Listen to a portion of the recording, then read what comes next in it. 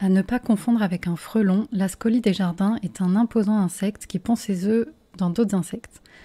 Bonjour, c'est Adèle de la bestiologie et aujourd'hui je vous présente la scolie des jardins ou scolie à tête jaune.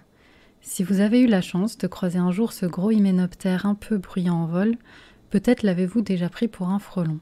Pourtant, rien à voir. La scolie est certes aussi un hyménoptère, mais elle se distingue du frelon par sa taille en général plus importante, une pilosité plus marquée et par des taches jaunes caractéristiques sur son abdomen. Elle peut en revanche être confondue avec d'autres espèces de scolie, mais sa taille reste un indice qui permet facilement de l'identifier. Avec ses 4 cm voire plus pour les femelles, c'est la plus grande espèce d'hyménoptère présente en Europe.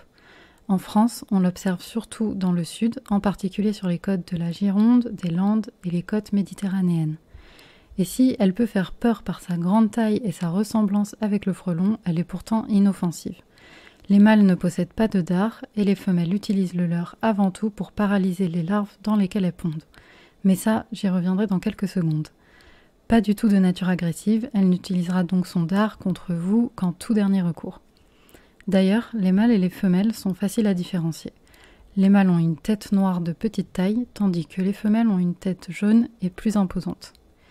Et comme je le disais tout à l'heure, la femelle de cette espèce pond ses œufs dans des insectes, dans des larves de coléoptères plus précisément, et le plus souvent dans celles des scarabées rhinocéros. Lorsqu'une femelle scolie a trouvé une larve, elle la pique pour la paralyser et pondre un œuf sur sa face ventrale. La larve de la scolie pourra ainsi se nourrir de cette larve de scarabée pendant son développement. Ce comportement fait des scolies des parasitoïdes dits idiobiontes. Malheureusement, les larves de ces coléoptères dépendent de la présence de bois mort et avec la raréfaction de cette ressource, leur population décline. Cela affecte les populations de scolies qui sont aussi menacées par d'autres facteurs, notamment les pesticides ou la disparition de leurs habitats.